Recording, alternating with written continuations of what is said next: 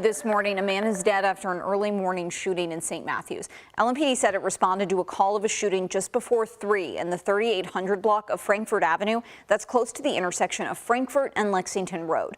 Officers found a man with a gunshot wound outside of a business. He was pronounced dead at the scene. LMPD said everyone involved is accounted for and the homicide unit is investigating.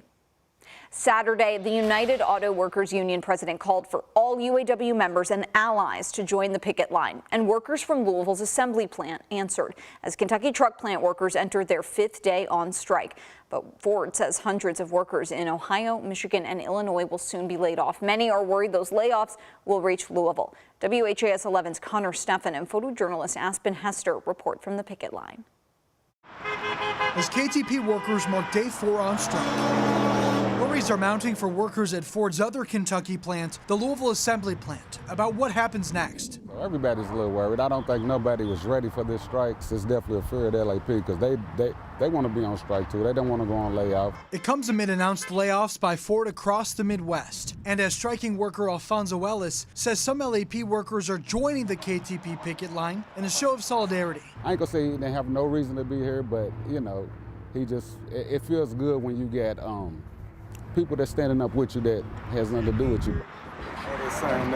Ellis's first shift on the picket line was a unique one, which he shared with his son, who's a third-generation Ford worker and union member. It feels great. I mean, like you said, this is historic, you know.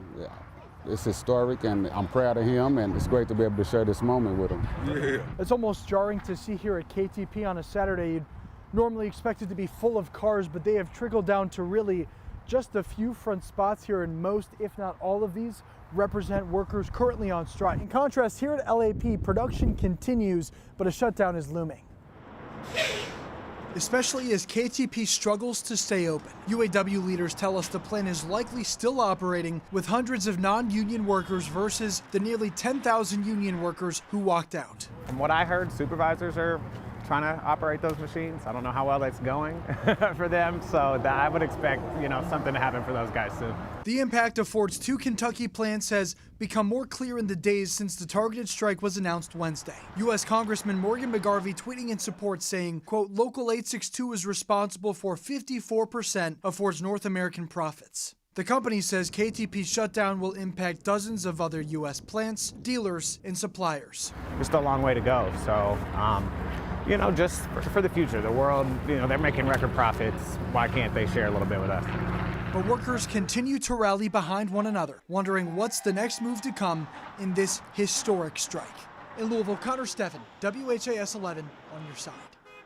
Since the 8,700 KTP workers walked off the job Wednesday, Local 862 President Todd Dunn speculates more than 3,000 workers at Ford's Louisville assembly plant could face layoffs. He told us Friday the UAW team is working to avoid any situation like layoffs from happening.